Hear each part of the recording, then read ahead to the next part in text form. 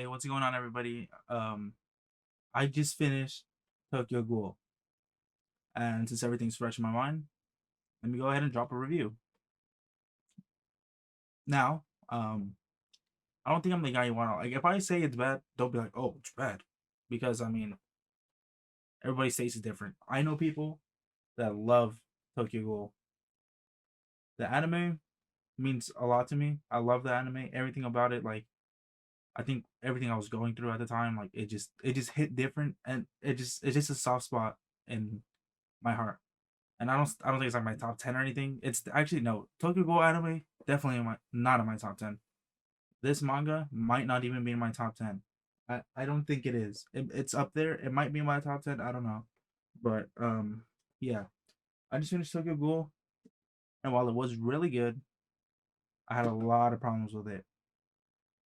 Now let me just start by saying I read a lot of manga. As you can see, I collect manga, and I'll read a chapter in like 3 minutes, depending, right? Like a 20-page chapter, I'll read it in 3 minutes.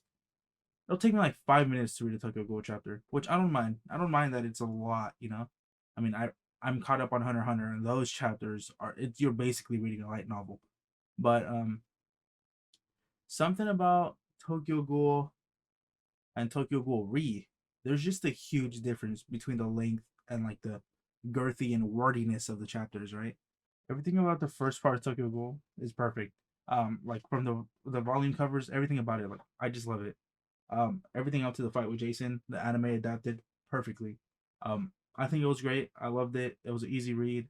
Everything about it was fun. It was fun. The art was nice. The characters getting introduced, like it was art. Like it like literally, it was like listening to like a symphony. Like it was perfect. But yeah, I'd say after um the fight on Argirichi, when the raid and they're going to rescue Kaneki and everything, that's when the anime fucked up with Tokyo Ghoul Route A, because it definitely leaves out a lot, which honestly a lot of people said, and I was like, there's no way it leaves out a lot, because personally I thought Route A was good, but after reading the manga, Route A was not that good, and let me tell you why. I think the manga just does a better job, like just overall better job.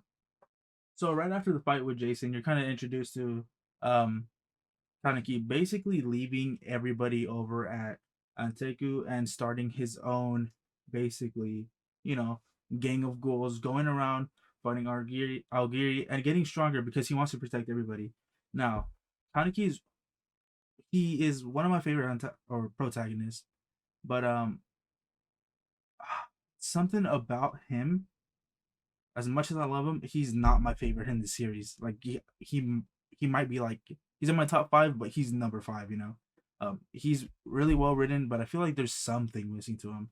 Like there's so many MCs that have like the same trope. Like I want to be stronger, I want to protect people, and it's good. Don't get me wrong, but there's just better characters in the series, and it's not only about him. You're going through everybody while the world is changing and the ghouls are doing this and the CCG's doing this. You're literally seeing everybody change and adapt to what the world is becoming. And you're seeing him change too, and you're seeing it from his perspective. But there's also people on the side that are changing as well that you might not catch, which for some reason I feel like I caught a lot of that, and I got attached to a lot of characters. So we basically started off with him getting Sukiyama, Banjo, Hinami, and just like a lot of the people from Algiri and people he's met, basically going around, and they're basically ghoul vigilantes, which is awesome. And um a lot was left out in the anime with the lab and the one-eyed ghouls being made and the whole raid on the prison. Um, it the raid on the prison was so good. Everything about this was good up until the attack on Anteku. I'm pronouncing that wrong. I already know I am. But up until that, it's perfect. When it gets to that, it it does get a little iffy because the fight between Kaneki and Arima, it I don't want to say it gets off screen because it doesn't, but it's just like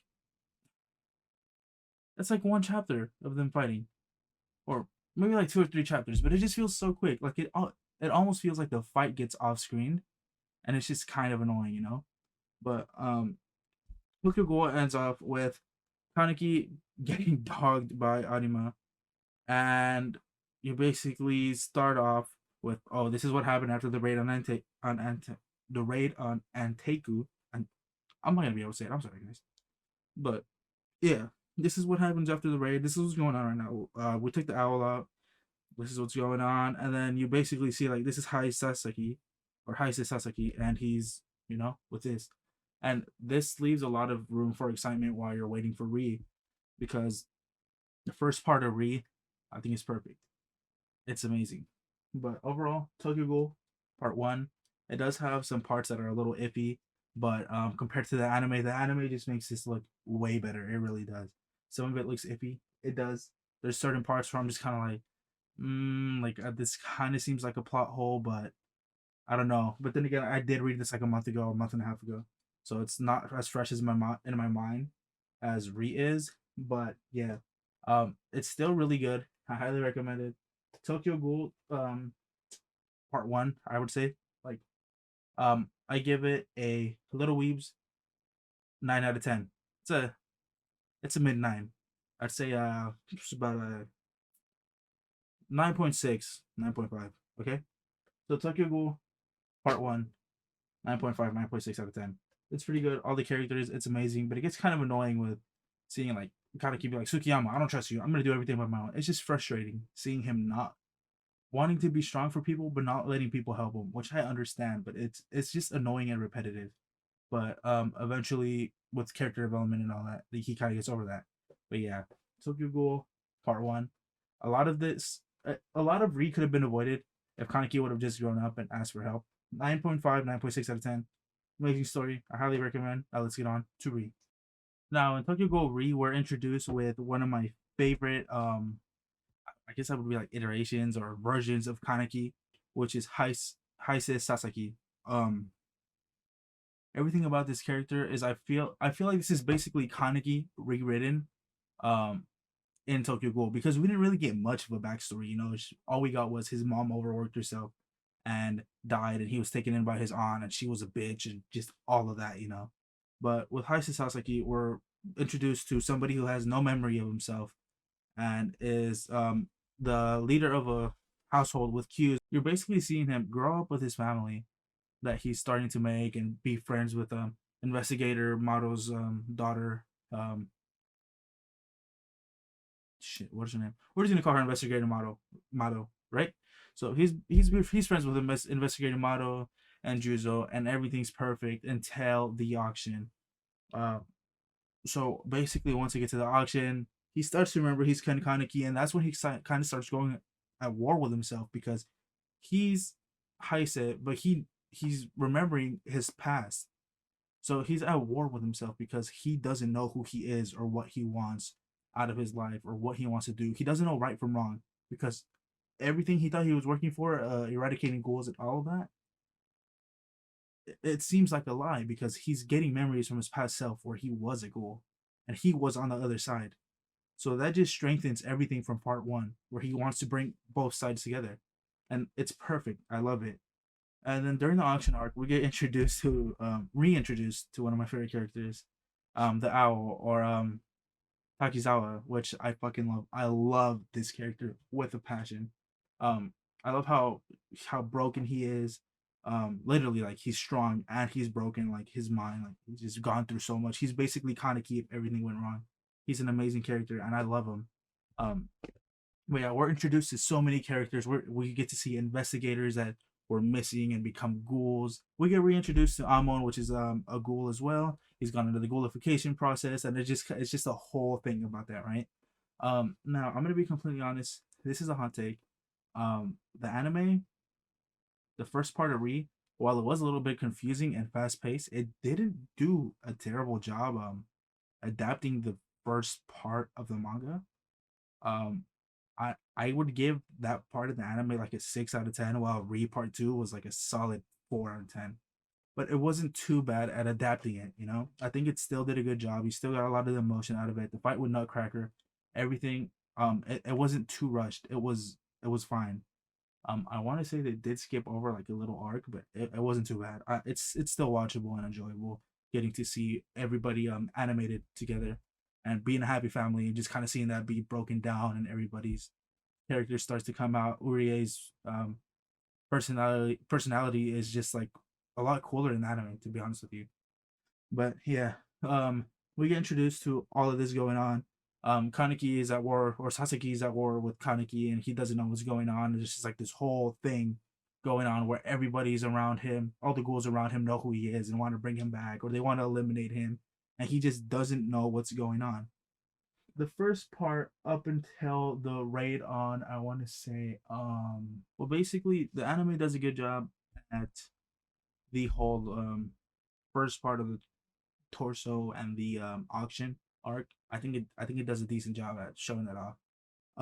And it is a good arc. You get to see like basically them eliminate Nutcracker, which that fight was so good because she just wanted like, that's when the Qs start realizing, especially Urie, that like humans have like, I mean ghouls have like wants and like dreams just like humans. So that's when they kind of start to see like, holy shit. Sorry, not Urie. I'm talking about Shizuru.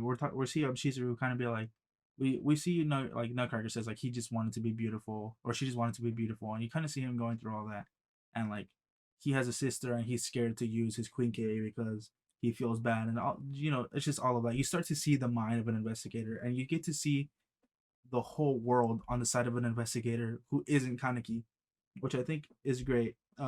Everything up until then is good. The fight against the arc with the what is it, this the Sukiyama family, um yeah, the Sukiyama family, the whole thing with like Shu and like running away and like Rose and all of that. The anime did a terrible job with that arc. That arc is beautiful up to, spoiler alert, the death of Shizuru, which was one of my favorite characters. It just sucked to see him go. Um, it it was a great fight. We see the Black Reaper, which is Kanegi's other persona, come out. It's just amazing. Everything about this is amazing. Kaneki comes, so yeah. Once Kaneki comes back as a Black Reaper and basically starts getting everything back. The whole fight with like Aragiri and the owl, it's so good. But honestly, in my complete honest opinion, it starts to slow down after the raid on the prison when they bring Hinami back. Um, After Arima dies, it kind of goes downhill for a little bit. Just read Tokyo Ghoul. Read it. Don't watch the anime. I know a lot of people say this, but like, take it from me, somebody who thought the anime was good. Just read it. Like it's completely different. Do yourself a favor, read it. Um, but yeah, you're basically seeing so much, and there's so many cutout arcs with the anime. You get to see more about Mutsuki or Toru, basically his or mm, there. I mean, I don't know. It's weird, but yeah, everything about Toru, like that whole arc with Toru and like all of that, like crazy chasing down Kaneki arc, being in love with him. That so much is just left out of the anime, and it kind of makes you respect the character, even with Urie. I love Urie's character. He's literally, I think he might be like my number two favorite character in Tokyo Ghoul. Like I just, everything about his character, I think is perfect. This is just literally just a revenge story of somebody who can't really communicate and hates everybody and doesn't want to get close to people, but then he's kind of starts to warm up, and it's amazing. Like his character development to the towards the end of the story, I fucking love it. But I was going off on a tangent. Like I was saying, Tokyo Ghoul Re, it really slows down after the raid on the prison. It did get a little boring for me. It just seemed kind of dragged out, but it started to pick up again. The whole thing with the dragon and all of that, it was cool. What's his face taking over? The CCG was really good, but for a second, I was complaining earlier today to one of my friends. Like, I was like, this shit should have ended when they destroyed the dragons and all the ghouls were like, all the humans were becoming ghouls because of the disease. It should have just been like, oh, they learned to like live together because everybody fucking became ghouls, or like some shit like that. Because I was kind of mad. I was like, why do I still have a volume the size of like 2.5 volumes to read when they're just fighting the owl again, which is Takizawa, right? But then I remember like, holy shit, the clowns. Like this arc was completely left out of the anime. At least that I remember. I don't remember this being in the anime. Beginning of a fight that was just gone, like erased, eradicated, just the handed out of the anime. Like and it's like, I was like, this fight is so shit. Like, why is this arc a thing? But when the arc ended, I was like, this ending is good. It's really fucking good. But yeah, I thought it got slow at times and it got kind of annoying. It did seem a little dragged out and like it was kind of hard to get through it sometimes. Just reading it sometimes it was just kind of like, bro, like when is this volume over? Like, please, I'm tired of this shit. But I pushed through it and I don't regret it. Um, I don't think the first part to read up until the raid of the president Anima's death, which is around like volume 8 or 9. Actually, I'd say it was like around 10. Up until like volume 10. Mm, yeah, up until like volume 10 out of like the 16, I think it's a solid high 9, like a 9.8, almost a 10 out of 10. But then it kind of slows down, and then the ending picks it back up and pieces everything together, which is almost perfect. Tokyo Ghoul Re, I would say, is a solid. I want to say it's like, because it was so hard for me to push through. I want to give it an 8, but at the same time, the, all of this right here was amazing. The last volume was amazing. I feel like everybody's characters just got like wrapped up and like they got like such like a good ending for everybody. Like everything just like folded together perfectly. Personally, I know people that love Tokyo Ghoul, and I can see why. I was burnt out at times, so I was like hating it. So I reread a couple volumes because I was like, holy shit, I need to read this when I'm in the right mind because it's just so fucking annoying right now. But Tokyo Ghoul, yeah, it's like a solid I want to say like low 9 out of 10. Um, let's just give it like a 9 point. The pacing felt a little off. Like some parts were a little annoying, but everyone's characters was like wrapped up perfectly. Besides like the like annoying parts and like having to push through it. Personally, for me, I'd give it like a 9.3 out of 10. And if you know me, I hate when people give numbers rating things where it's like 9.1, 9.2, 9.3. Like no, give a solid number or point 0.5. But with Tokyo Ghoul, I feel like this is one of those things where I can't give it a number like a number less. I can't give it a 10 or a 9 or a 9.5. Like I have to give it something in between. I can't give it an 8 or a high 8.5 either because I feel like it's more than an 8 and not less than a 9, but definitely not up there. But Tokyo Ghoul, great. I recommend it. It wraps up perfectly. If you watch the anime and you liked it, go out of your way. Don't pay like too much for it. Just go for it. Buy the fucking manga. Buy the Monsters edition. Whatever you have to do, buy it. Here are my top 5 characters. 1, 2, 3, 4, and 5. But yeah, guys. Tokyo Ghoul, amazing story. I love it. It might be my top 10. I don't know because I've been reading a lot of good stuff. Kaneki is a really good main character. He will always hold like a special place in my heart. I just fucking love this guy. Um, all the characters in the series are great. It did feel a little dragged on and annoying at times, but I could appreciate it for what it is. I love this series so much. I'm kind of disappointed because I feel like I was gonna be super biased and love it, but it definitely has its flaws. I do still love the series though. But overall, Tokyo Ghoul and Tokyo Ghoul really put together, solid 9.5 out of 10. Thank you so much for watching. I appreciate all of you guys. Like I really do appreciate you guys for coming over and watching my videos and my shitty takes and opinions, which I mean I have a fuck ton of. I'm probably gonna be filming like August. Wait, we're in September, huh? It'll probably be October. Yeah, holy shit. I'm gonna do my like summer June, July, or did I get a lot of manga in June? I kind of did. My summer manga haul video, I'm gonna put that up tomorrow. It should be up by sometime within the first week of October. But yeah, guys, I love you guys. Thanks so much for the support. If you don't follow me on TikTok, Twitch, or Twitter, you already know the description's down below. Join the Discord if you want to talk about anime and or manga. I love you and have a good rest of your day. Stay safe.